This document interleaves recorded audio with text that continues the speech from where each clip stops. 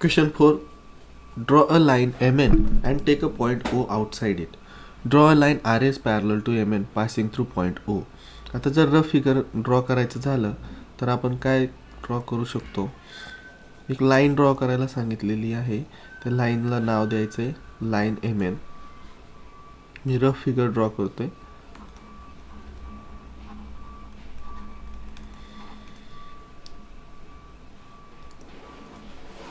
ही जी line आहे हिला नाव द्यायचं आहे MN and take point O outside it. मग आता ह्या लाईनवरती सोडून दुसरीकडे कुठेही वरती किंवा खाली तुम्ही एक पॉईंट घेऊ शकता. आपण एक पॉईंट घेतला आणि त्या पॉईंटला नाव दिलं O. ह्या पॉईंटला नाव आहे O. Draw a line RS parallel to MN passing through point O. एक RS लाईन आपल्याला ड्रॉ करायची आहे, पण ती लाईन काय असली पाहिजे, पॅरलल असली पाहिजे आपण जी आधी लाईन ड्रॉ केलेली आहे त्या लाईनला. ठीक आहे.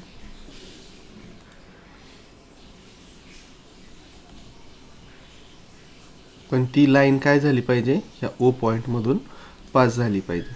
मग आता काय करायचं, तर अशा वेळी जेव्हा आपल्याला स्पेसिफिक मेथड मेन्शन केलेली नसेल तेव्हा आपण कुठलीही मेथड यूज करू शकतो.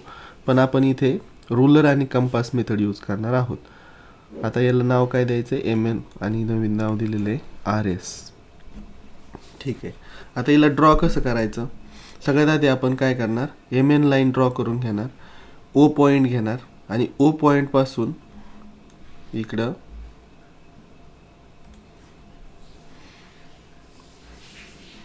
MN वरती एक पॉईंट घेणार कुठेही, याला आपण नाव देऊ P.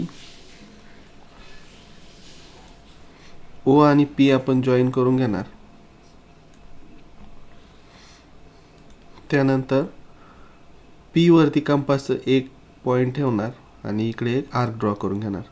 Same compass as it is उचलणार, डिस्टन्स चेंज करायचं नाही आणि इकडच्या बाजूला एक आर्क ड्रॉ करून घ्यायचा. हा आर्क ड्रॉ केल्यानंतर ह्या इंटरसेक्शन पॉईंटपासून या इंटरसेक्शन पॉईंटपर्यंत जेवढं डिस्टन्स आहे तेवढंच डिस्टन्स आपण इथे घेणार आणि इकडे एक आर्क ड्रॉ करणार. आता आपल्याकडे दोन पॉईंट असतील OP, याला नाव देऊ आपण Q. O पॉईंट आणि Q पॉईंट, या O आणि Q मधून पास होणारी ही एक लाईन ड्रॉ करणार आणि तिला आपण नाव देणार RS. आता हे ॲक्च्युअलमध्ये कसं करणार बघा, लाईन्सचे कुठलेही डायमेन्शन्स दिलेले नाही आहेत त्यामुळं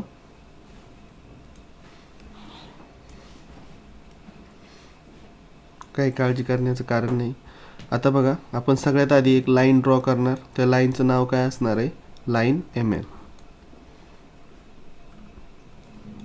याला लाईनचं नाव असणार आहे MN. नेक्स्ट आता आपल्याला काय करायचं, एक पॉईंट घ्यायचा आहे O outside the line MN. मग आपण एक पॉईंट घेऊ O outside the line MN. आता काय करायचं आहे, या लाईनवरती या पॉईंटवरती एक लाईन ड्रॉ करायची आहे पॅरलल टू MN. पण आता त्यासाठी आपण MN वरती एक पॉईंट घेऊ, त्या पॉईंटला नाव देऊयात P. आता आपल्याला O आणि P जॉईन करून घ्यायचं आहे. कसं जॉईन करणार,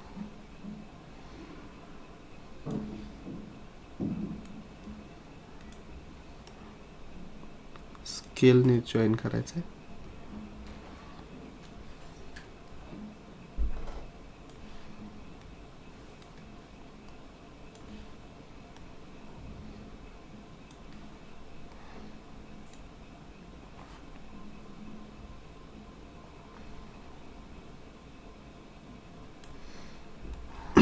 स्केलने हे दोन्ही पॉईंट जॉईन करून घ्यायचे. ठीक आहे. आता काय करायचं, पॉईंट P. आता आपण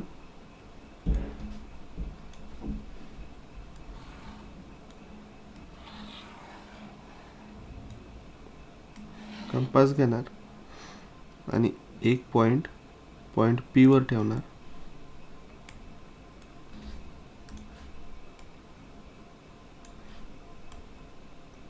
आणि एक रिजनेबल डिस्टन्स घेऊन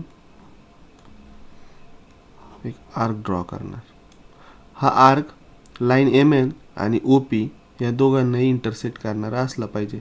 आता हे जे डिस्टन्स आहे हे डिस्टन्स चेंज न करता आपण काय करणार, ओ पॉईंटवरती पॉइंटर ठेवणार आणि एक इंटरसेक्ट करणारा आर्क ड्रॉ करणार. ओके. आता आपल्याकडे 2 आर्क मिळालेले आहेत. आता काय करायचे, हे इंटरसेक्शन आणि हे इंटरसेक्शन ह्या दोघांमध्ये जे इंटरसेक्शन असणार आहे तेवढंच डिस्टन्स इथं कॉपी करायचे. मग ते कसं करतो आपण, एका इंटरसेक्शनवरती पहिला पॉईंट ठेवला आणि आपण काय करणार, दुसऱ्या इंटरसेक्शनपर्यंतचं डिस्टन्स इथं कॉपी करायचे. ओके.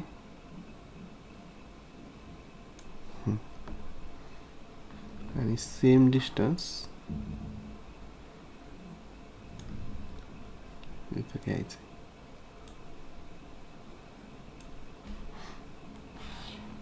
आणि याला काय नाव देऊ, आता नेक्स्ट न्यू पॉईंट मिळाला तर याला क्यू नाव देऊया. Name will be Q. आपल्याकडे आता पॉईंट ओ होता आणि आता पॉईंट आर आहे. कंपासचं काम झालेलं आहे.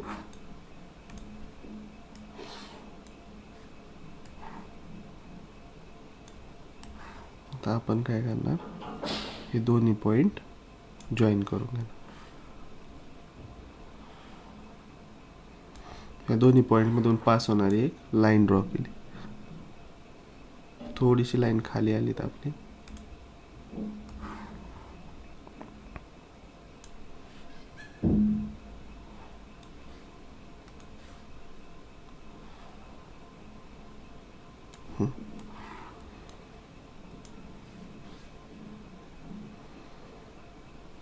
या लाईनचं नाव काय आहे, आर एस.